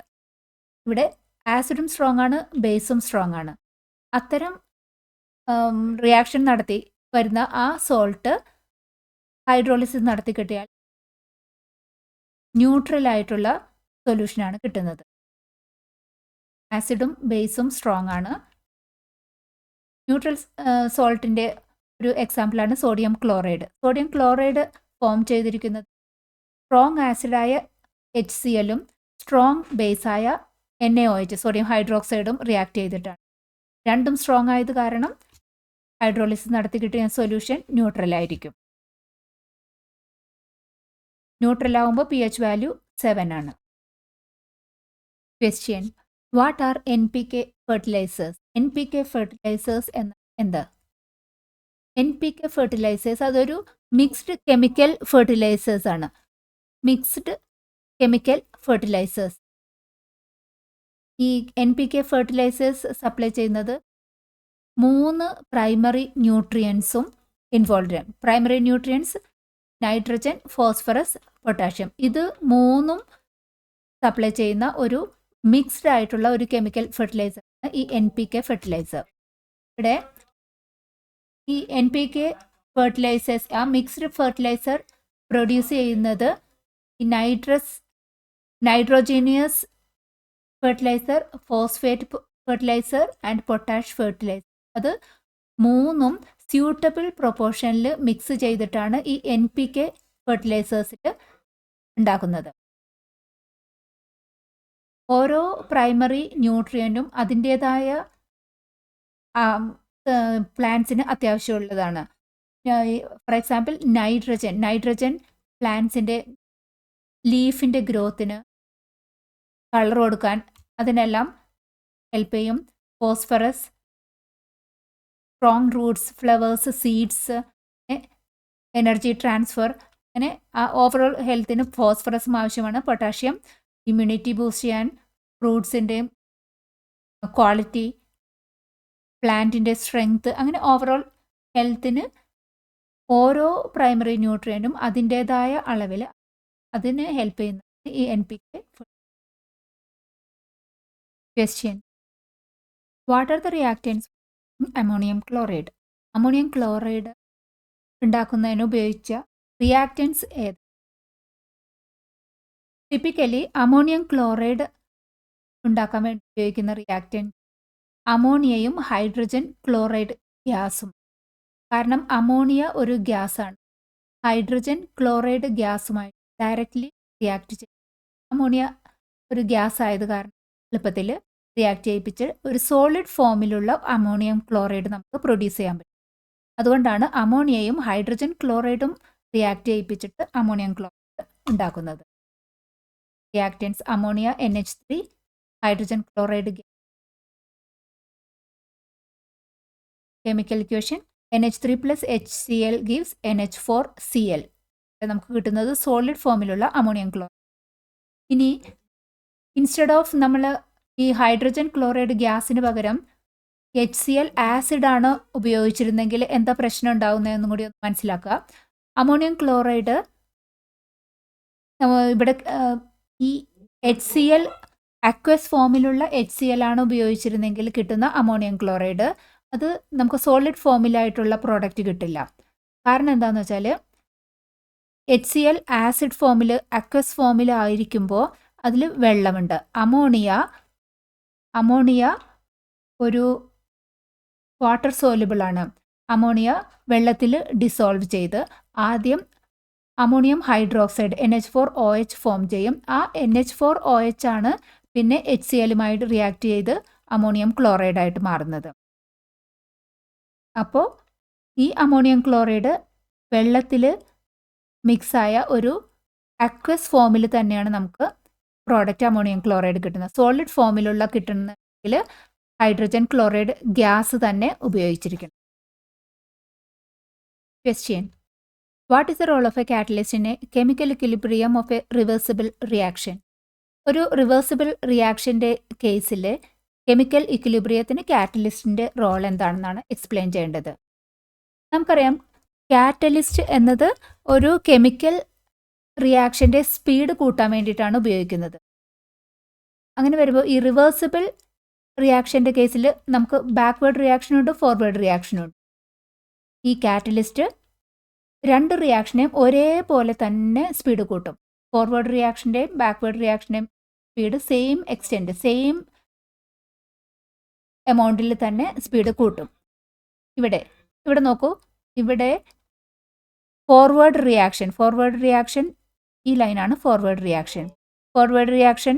ആദ്യം മാക്സിമം റിയാക്റ്റൻസ് ആയിരിക്കുന്ന സമയത്ത് ഏറ്റവും കൂടുതൽ സ്പീഡ്, പിന്നെ റിയാക്റ്റൻസിൻ്റെ എമൗണ്ട് കുറയുന്നതിൻ്റെ അനുസരിച്ചിട്ട് ഫോർവേഡ് റിയാക്ഷൻ്റെ റേറ്റ് കുറഞ്ഞു വന്ന് ഈ പോയിന്റിലെത്തി ഇക്വിലിബ്രിയം സ്റ്റാർട്ട് ചെയ്തു.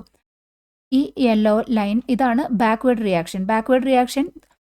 ആദ്യം പ്രോഡക്റ്റ് 0 ലെവലിലാണല്ലോ, പിന്നെ പ്രോഡക്റ്റ് ഉണ്ടാകുന്നതിന് അനുസരിച്ചിട്ടാണ് ഈ പ്രോഡക്റ്റ് ഡീകമ്പോസ് ചെയ്ത് റിയാക്റ്റൻ സ്റ്റേജിലേക്കുള്ള ബാക്ക്വേർഡ് റിയാക്ഷൻ സ്റ്റാർട്ട് ചെയ്യുന്നത്. അങ്ങനെ ബാക്ക്വേർഡ് റിയാക്ഷൻ്റെ റേറ്റ് കൂടി വന്നിട്ട് അത് ഈ രണ്ടും ഒരുമിച്ച് ഈ പോയിന്റ് മുതൽ ഇക്വിലിബ്രിയത്തിലായി. അതായത് ബാക്ക്വേർഡ് റിയാക്ഷൻ്റെയും ഫോർവേഡ് റിയാക്ഷൻ്റെയും റേറ്റ് സെയിം ഇതിൽ കണ്ടിന്യൂ ചെയ്യുവാണ്. ഈ സമയത്ത് നമ്മൾ ഒരു കാറ്റലിസ്റ്റ് ആഡ് ചെയ്തു എന്ന് വിചാരിക്കും. കാറ്റലിസ്റ്റിന് എന്താ റോള്? കാറ്റലിസ്റ്റ് ഫോർവേഡ് റിയാക്ഷൻ്റെയും ബാക്ക്വേർഡ് റിയാക്ഷൻ്റെയും റേറ്റ് ഒരേപോലെ കൂട്ടും. അപ്പോൾ കാറ്റലിസ്റ്റ് ആഡ് ചെയ്ത് കഴിയുമ്പോൾ ഈ റേറ്റ് നോക്കൂ, ഫോർവേഡ് റിയാക്ഷൻ്റെ സ്പീഡിൽ കുറഞ്ഞു. അതായത് ഈ ഫോർവേഡ് റിയാക്ഷൻ പെട്ടെന്ന് ഇതിൻ്റെ റേറ്റ് കുറഞ്ഞു പെട്ടെന്ന് ഈ പോയിന്റിലേക്ക് എത്തി. അതുമാതിരി ബാക്ക്വേർഡ് റിയാക്ഷൻ സ്പീഡ് പെട്ടെന്ന് കൂടി ഒരു പോയിന്റിൽ പെട്ടെന്ന് തന്നെ എത്തി. അതായത് ഈ ഇക്വിലിബ്രിയം പോയിന്റ് കാറ്റലിസ്റ്റ് ഇല്ലാത്തപ്പോൾ ഇവിടെ നിന്ന് ആണ് ഇക്വിലിബ്രിയം ആയത്. പക്ഷേ കാറ്റലിസ്റ്റ് ആഡ് ചെയ്ത് പോയിന്റിൽ നോക്കുമ്പോൾ അതിനും കുറച്ച് മുമ്പിൽ തന്നെ, അതായത് കെമിക്കൽ റിയാക്ഷൻ്റെ സ്പീഡ് കൂടി ഈ ആദ്യത്തെ സമയത്തേക്കാളും കുറച്ച് മുമ്പിൽ തന്നെ ഈ ഇക്വിലിബ്രിയം സ്റ്റേജ് സ്റ്റാർട്ട് ചെയ്തു. അതാണ് ഈ കാറ്റലിസ്റ്റ് ചെയ്തിരിക്കുന്നത്. അതായത് catalyst chemical reaction both forward and backward റിയാക്ഷൻ്റെ സ്പീഡ് കൂട്ടി ഇക്വിലിബ്രിയം പെട്ടെന്ന് റീച്ച് ചെയ്യാനായിട്ട് കാറ്റലിസ്റ്റ് ഹെൽപ്പ് ചെയ്തു. അതാണ് റിവേഴ്സിബിൾ റിയാക്ഷൻ്റെ കേസിൽ കാറ്റലിസ്റ്റിൻ്റെ റോള്. ഇവിടെ ഒരു പോയിന്റ് നോട്ട് ചെയ്യാനുള്ളത്, ഈ കാറ്റലിസ്റ്റ് ആഡ് ചെയ്തത് കൊണ്ടിട്ട് ഈ position of the equilibrium change ചെയ്തിട്ടില്ല. അതായത് എത്ര പ്രോഡക്റ്റും എത്ര റിയാക്റ്റൻസും ഉണ്ട്, ആ റേഷ്യോ സെയിം തന്നെയായിരിക്കും. കാരണം സെയിം പോയിന്റിൽ തന്നെയാണ് ഈ കാറ്റലിസ്റ്റ് ഉള്ള സിറ്റുവേഷനിലും കാറ്റലിസ്റ്റ് ഇല്ലാത്ത സിറ്റുവേഷനിലും ഈ റേറ്റിൽ തന്നെ, അതായത് എത്ര പ്രോഡക്റ്റും എത്ര റിയാക്റ്റൻസും ഉണ്ട് ആ റേഷ്യോ സിസ്റ്റത്തിലുള്ളത് അതിന് വ്യത്യാസമൊന്നുമില്ല. ആകെ ചേഞ്ച് വരുന്നത് കാറ്റലിസ്റ്റ് ആഡ് ചെയ്യുമ്പോൾ ഇക്വിലിബ്രിയം കുറച്ചും കൂടി കുറച്ച് നേരത്തെ അറ്റൈൻ ചെയ്യും. Because catalyst chemical reaction both forward and backward chemical റിയാക്ഷൻ്റെ സ്പീഡ് കൂട്ടി പെട്ടെന്ന് ഇക്വിലിബ്രിയം റീച്ച് ചെയ്യാനായിട്ട് ഹെൽപ്പ് ചെയ്യാണ് കാറ്റലിസ്റ്റ് ചെയ്യുന്നത്. Chapter 7 some compounds of industrial importance. ഈ ചാപ്റ്ററിലെ 1 word question. Industrial method for making ammonia. പ്രോസസ്സിനെ പറയുന്നത് Haber process. Catalyst used in the contact process to make sulfuric acid. Sulphuric ആസിഡിൻ്റെ പ്രിപ്പറേഷനിലുള്ള കാറ്റലിസ്റ്റ് ഏതാണ്? Vanadium pentoxide, V2O5. Ammonia gas is dash dense than air. Density എയറുമായിട്ട് compare ചെയ്യുമ്പോൾ കൂടുതലാണോ കുറവാണോ? Less dense. Ammonia less dense than air. Question: a substance that removes chemically combined water from other compound. ഒരു സബ്സ്റ്റൻസിൽ നിന്നും ഹൈഡ്രജനെയും ഓക്സിജനെയും വെള്ളത്തിൻ്റെ അതേ പ്രൊപ്പോർഷനിൽ ഹൈഡ്രജൻ്റെയും ഓക്സിജൻ്റെയും ആ ഡീഹൈഡ്രേറ്റ് ചെയ്യുന്ന ആ പ്രോസസ്സിനെ പറയുന്ന പേര് ഡീഹൈഡ്രേറ്റിംഗ്. അങ്ങനെ ചെയ്യുന്ന ആ സബ്സ്റ്റൻസ് ഡീഹൈഡ്രേറ്റിംഗ് ഏജന്റ് എന്നാണ് പറയുന്നത്. N2 + 3H2 gives 2NH3 reversible reaction. This is a dash reaction. Reversible reaction. ഈ ഡബിൾ ഹെഡഡ് ആരോ ആണ് നമ്മൾ റിവേഴ്സിബിൾ റിയാക്ഷൻ ഇൻഡിക്കേറ്റ് ചെയ്യുന്നത്. Question: The state where the rate of forward and backward reaction are equal. ഒരു state എത്തിക്കഴിയുമ്പോൾ both forward and backward റിയാക്ഷൻ്റെ rate equal ആവും. ആ സ്റ്റേറ്റിന് പറയുന്ന പേര് equilibrium, chemical equilibrium. Question: dissolving SO3 in concentrated sulphuric acid forms. SO3 sulphuric ആസിഡിൽ mix ആക്കി കിട്ടുന്നത് oleum. Basicity of sulphuric acid. Sulphuric ആസിഡിൻ്റെ ബേസിസിറ്റി എത്രയാണ്? എത്ര H+ അയോൺസ് ഡൊണേറ്റ് ചെയ്യാൻ പറ്റും സൾഫ്യൂരിക് ആസിഡിന്? അതാണ് ഈ ബേസിസിറ്റി എന്ന് പറയുന്നത്. അപ്പോൾ 2. Question: the salt formed from A strong acid and strong base. രണ്ടും സ്ട്രോങ് ആണെന്നുണ്ടെങ്കിൽ ഹൈഡ്രോളിസിസ് കിട്ടിയിരുന്ന ആ സോൾട്ട് വരുന്നത് ന്യൂട്രൽ ആയിരിക്കും.